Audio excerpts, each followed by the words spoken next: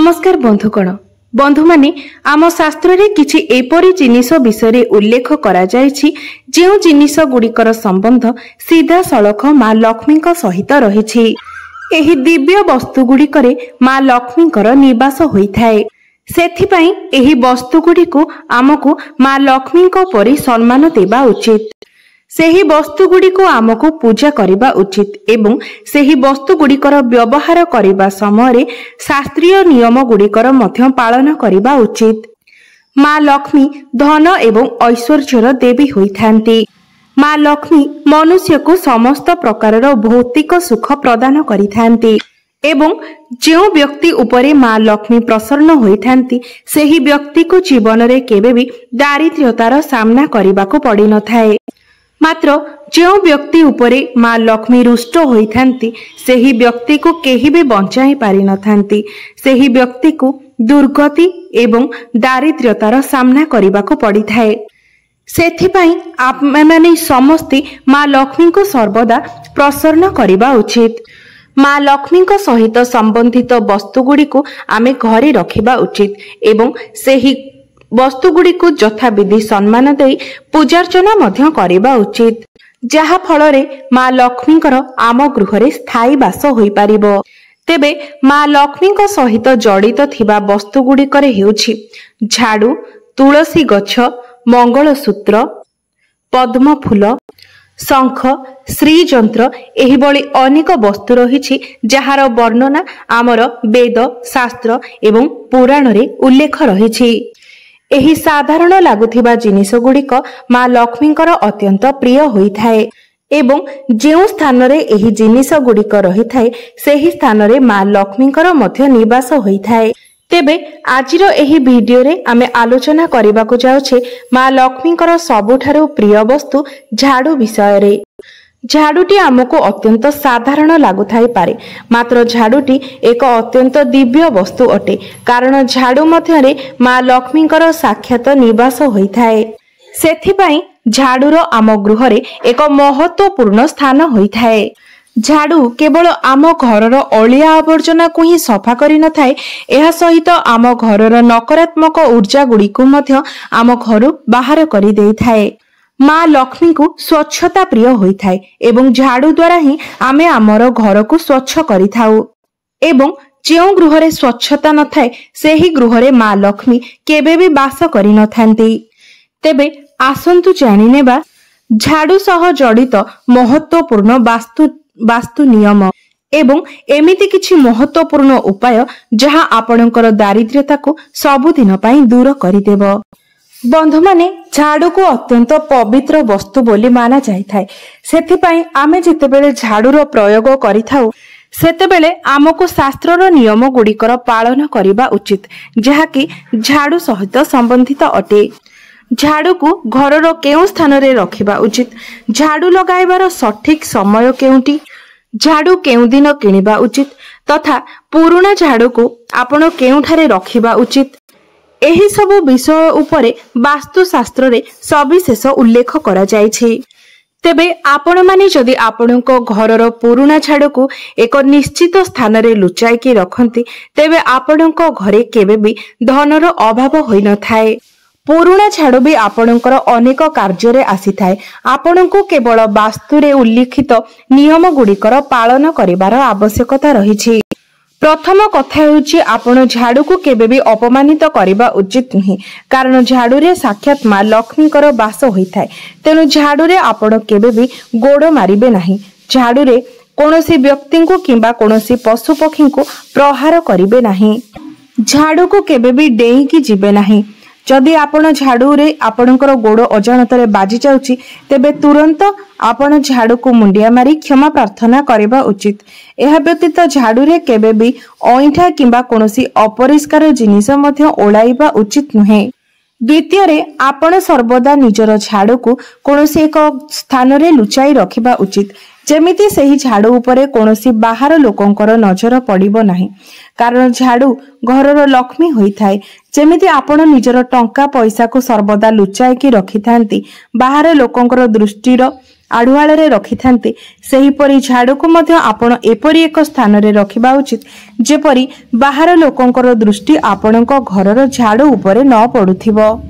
वास्तुशास्त्र रे उल्लेख रही जे आपणक घरर झाड़ू उपरे जदि बाहर लोक मानकर दृष्टि पड़े तेबे एहा द्वारा आपणकर धन अधिक खर्च होइथाय एवं अजथा खर्च मध्य होइथाय। सेथिपाई आपण सर्वदा झाड़ूर व्यवहार करि सारिबा परे झाड़ू को एक एपरि स्थान रे रखंतु जेउठारे बाहर व्यक्तिंकर नजर पड़ु नथिबो। तृतीय कथा हेउछि जेतेबेले आपण झाड़ूर व्यवहार करूछंती व्यवहार करिबा पूर्वरु आपण झाड़ू को मुंडिया मारिबा उचित एवं झाड़ू ठारू आज्ञा नहीं आपण झाड़ूर व्यवहार करिबा उचित। झाड़ू को आपण प्रार्थना करंतु जे झाड़ू आपणक घरर समस्त दुर्भाग्य एवं नकारात्मक शक्ति को जेमिति घरु बाहर करिदेबो। झाड़ू को नमस्कार करिबा द्वारा झाड़ू रे निवास करुथिबा मां लक्ष्मी ठारू आमको आशीर्वाद प्राप्त होइथाय। बंधु माने झाड़ू रखिबार सबुठारू उत्तम दिग पश्चिम दिग को माना जाइथाय। पश्चिम दिगरे झाड़ू रखिबा द्वारा आपणको शुभ परिणाम प्राप्त होइथाय। पश्चिम दिगरे झाड़ू रखिबा द्वारा आपणकर घरर वास्तु दोष गुड़िक कम होइथाय। एहा व्यतीत आपण झाड़ू को कदापि भी रोषेई घरे रखंतु नाही कारण रोषेई घरे झाड़ू रखिबा द्वारा नकारात्मक शक्तिर वृद्धि होइथाय। एहा व्यतीत आपण झाड़ू को केबे भी ठिया करी रखिबा उचित नुहे।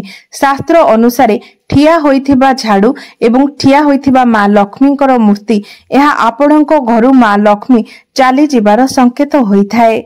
सेथिपाई झाड़ू को सर्वदा सुआईकी रखिबा उचित। वास्तुशास्त्र अनुसारे घरे केबे भी भांगी जाइथिबा किंबा खराब होई जाइथिबा झाड़ूर प्रयोग करिबा उचित नुहे। एहा द्वारा आपणको गृहरे नकारात्मकता बढ़ी थाए। आपण झाड़ू को अल्प मास मध्यरे बदली नेबा उचित कारण अधिक पुराना झाड़ू किंबा खराब होई जाइथिबा झाड़ू घरे व्यवहार करिबा उचित नुहे कारण झाड़ू जेते अधिक पुराना होइथाय सेथिरे नकारात्मक शक्तिर सेते अधिक वृद्धि होइथाय। मने रखंतु झाड़ू केबे भी ओदा होइतिबा अवस्थारे आपण झाड़ूर व्यवहार करिवे नाही एवं कोनोसी ओदा जिनिस को मध्य आपण झाड़ू रे ओळाइबे नाही कारण एपरि करिबा द्वारा आपणको गृहरे रोगर वृद्धि होइथाय। एहार प्रभाव आपणको परिवारर सदस्य मानकर स्वास्थ्य उपरे पड़िथाय। झाड़ू रे आपण केबे काहाको प्रहार करिवे नाही। झाड़ू रे झिटिपिटी किंबा अन्य प्राणी को मारिबा मध्य पाप बोली माना जाइथाय कारण एपरि करिबा द्वारा आपण मां लक्ष्मीकर कोप दृष्टिर शिकार होइथांती। बंधु माने आपण माने जानंती कि झाड़ू लगाइबार सठिक समय केतेबेले होइथाय। बंधु माने वास्तुशास्त्र अनुसारे झाड़ू लगाइबार सठिक समय होइथाय सूर्योदयर समय। जेतेबेले सूर्यंकर प्रथम किरण आम घरे पड़ी थाए सेही समय झाड़ू लगाइबा अत्यंत शुभ होइथाय। एही समय झाड़ू लगाइबा द्वारा आम घरर समस्त नकारात्मक शक्ति सूर्यंकर प्रथम किरण सहित नष्ट हो जाइथाय। मात्र वास्तुशास्त्र अनुसारे आपण केबे भी सूर्यास्त समय किंबा संध्या परे रात्रि समय मध्य आपण घरे झाड़ू पोछा लगाइबा उचित नुहे। एहा द्वारा आपणको गृहरे नकारात्मक ऊर्जार वृद्धि होइथाय।